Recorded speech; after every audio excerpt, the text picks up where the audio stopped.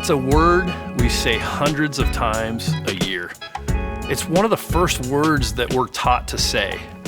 We even have a holiday that's set aside for this one thing, that concept of being thankful.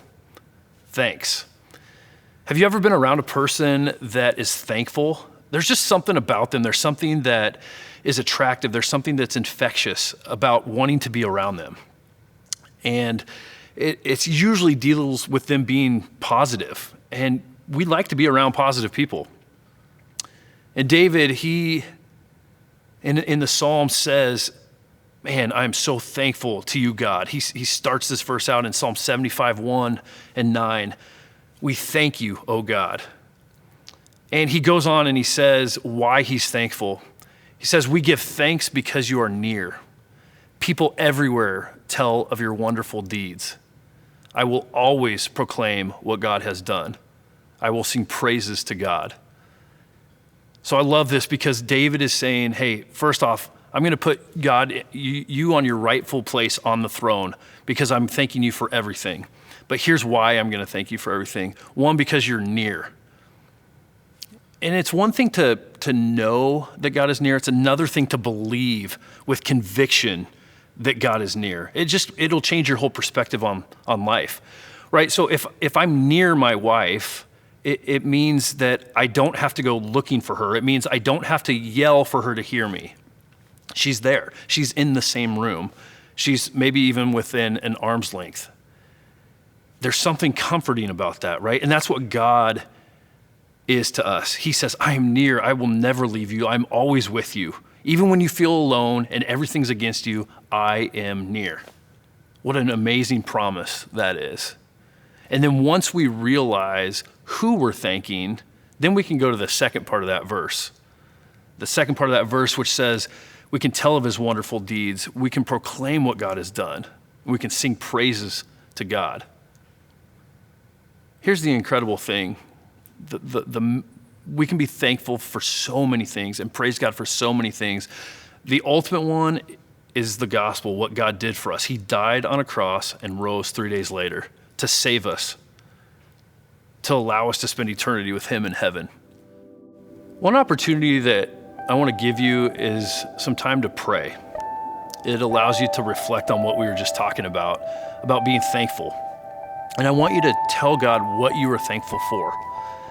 We'll give you just a little time right now, but don't leave. I'm going to come back and just give you a few closing thoughts before we wrap up today's session.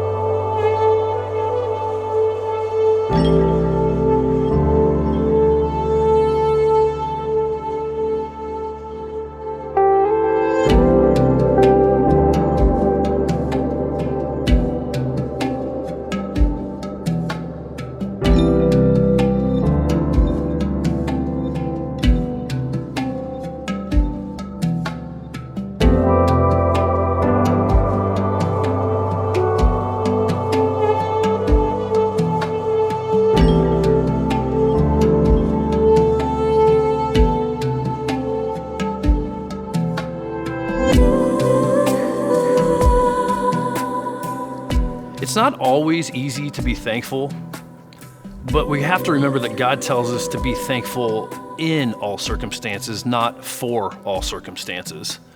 And what does that mean? Well, it really addresses our perspective and how we view our circumstances. When we are thankful, it changes our mentality. It changes our perspective. And I want to challenge you with one thing. It's grab a piece of paper or use your phone or grab a journal, but write down every day 2 to 3 things that you're thankful for. And I would even challenge you maybe 2 material things and 1 non-material thing, such as who God is, a character quality, or what he thinks about you. And this is just my journal. It's something I've started because I just want to change my mentality on how thankful I am. There are so many things to be thankful for. So we want to give you some time to meditate, and meditate on a couple questions dealing with being thankful and the topic of thanks. One, why should we give thanks? Because God is near. Why is that important? And the other one is, what are some of the incredible things that God has done for you? Identify those and thank Him for them. Thanks for joining us today.